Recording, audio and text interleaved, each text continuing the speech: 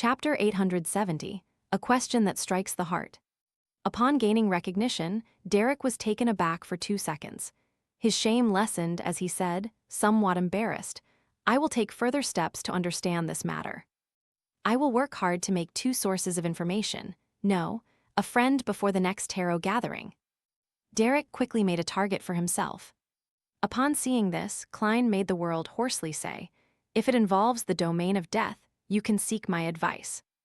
And I can seek Mr. Isaac's advice." He silently added, as for Frank Lee's new mushrooms, he had no plans on transferring them to Little Sun, as they were still incomplete. The fruits that were eventually produced were filled with poison and madness. "Thank you, Mr. World," Derek answered gratefully. After a short exchange regarding other matters, the Tarot Club entered the learning segment until it ended. Returning to the real world, Klein immediately wanted to resolve the problem of the marauder demigod, but the plan he conceived of was met with an obstacle at the first step.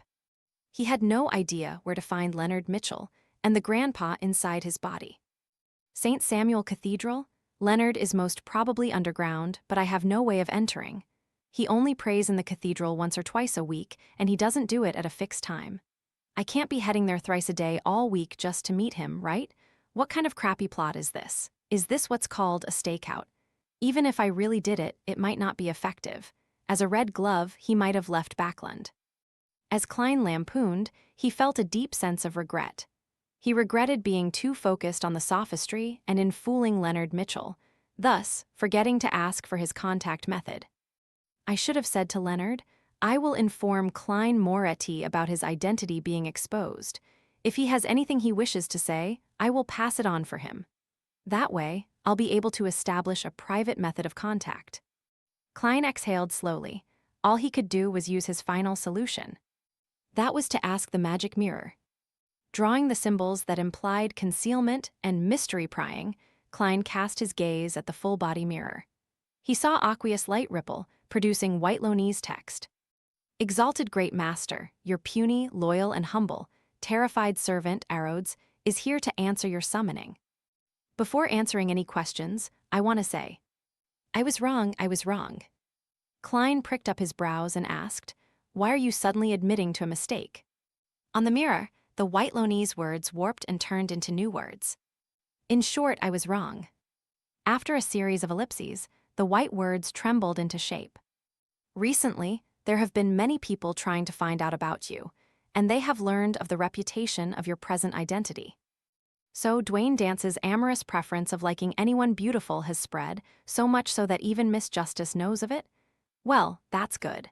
I use the explanation that it's a shared identity. More than one blessed plays as Dwayne Dance, so having a myriad of preferences can be explained. Hee, look at this mirror. It's scared white."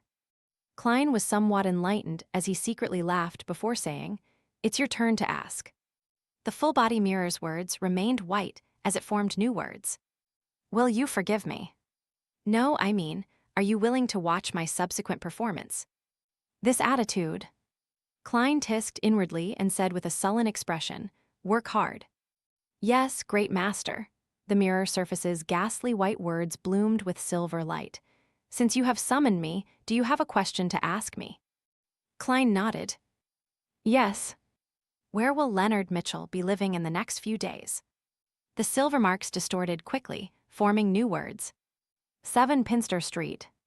Beneath the words, the aqueous light rippled, forming a scene. It was a terrace house, numbered Unit 7. There was a black-haired, green-eyed youth just about to get his keys. "It's the same old place. There hasn't been any change. If I were to pay a visit directly, it will sully Leonard's impression of Dwayne Dance. It will be quite a step down. Get him Lynn White to go? Leonard has probably figured out that the vampire and Sherlock Moriarty, who is also Klein Moretti, have ties. The current problem is that it's hard to determine that grandpa's stance. I have no way of confirming his true motives.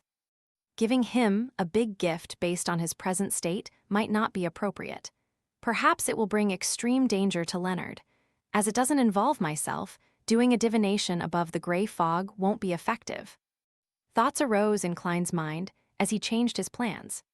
Compared to directly informing the grandpa in Leonard's body about the marauder demigod, Using Pallas Zarost's or Ammon's name to warn the target to force him to leave the area was a milder method that led to fewer repercussions. Of course, the premise is that I don't expose myself.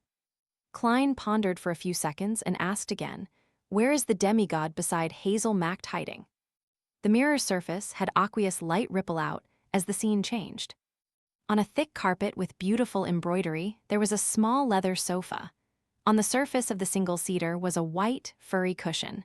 In the middle of it was a gray rat. Compared to its kind, its eyes were closer to dark red. Rat, that marauder demigod has parasitized a rat, and he's sleeping inside Hazel's room in broad daylight. He got himself what looks like a very expensive cushion. He had to transform into this because I foiled his plans. Klein was surprised before he felt a little amused. The scene fixed as Silverline surfaced. Great master, what other instructions do you have for me? Very sharp. Klein tersely answered and said, use the mirror in the room to warn that demigod. Tell him that all around this street there is an angel from the marauder pathway with ill intentions plying it. Furthermore, blasphemer Ammon might come at any time. All right, master, I'll do it immediately. The words on the mirror sparkled. In Hazel's room, the gray rat felt his spiritual perception stirred as he hurriedly stood up and cast his gaze on the full-body mirror in the room. On the surface of the mirror, words that seemed to be written with fresh blood that had yet to coagulate appeared. Leave this area. The gray rat's gaze froze for a second as it fell silent for a moment. Why? The blood seemed to flow as the words spread out and formed new words. The surrounding area has an angel from the marauder pathway in urgent need of replenishment plying it. This pathway is the nemesis of all high-sequence beyonders. Blasphemer Ammon is rushing over. I'm warning you because I do not wish for them to benefit. The gray rat squeaked softly before asking in a deep voice, who are you? It was extremely frustrated that the strength it accumulated would often be forced to be drained. Otherwise, it could use astromancy to confirm the situation. The full-body mirror, which had dimmed at some point in time, suddenly had bloody words appear again, presenting new information. I've already answered one question of yours. Based on the principle of reciprocity, it's my turn to ask. Following that, a new line of bloody red text appeared underneath. After you hurriedly parasitized a rat, you should be influenced by the body's construct and hormones. Now, which entity will make you have the desire to mate? Female human, female rat, male rat, or all of the above? Please answer. At this moment, Hazel cracked open the door. And for some reason, the gray rat inside didn't notice it, seemingly affected by something. The door opened slightly again as Hazel discovered that the entity who claimed to be a demigod that existed in legends was staring at the mirror in a daze. It seemed infatuated with its present appearance, a gray rat. Hazel's brows twitched slightly as she subconsciously paused her action of opening the door. Then she saw the gray rat's body tremble, its red eyes effusing a clear murderous look. Stop fooling around with me, the gray rat growled. It turned its head to leave the room, but invisible chains suddenly bound its rat's body. This strength wasn't anything for it to fear when it was in its optimal state, but now, everything it had accumulated had been drained. The latest action was to infuse a dream to the Beyonder bodyguard whom Dwayne Dance had hired. Boom! A thick, silver bolt of lightning descended down from the sky, smiting the gray rat. The scene before Hazel's eyes turned blinding white as she couldn't see anything. Immediately, her vision recovered as she found the gray rat on the ground, charred black. Its limbs were twitching.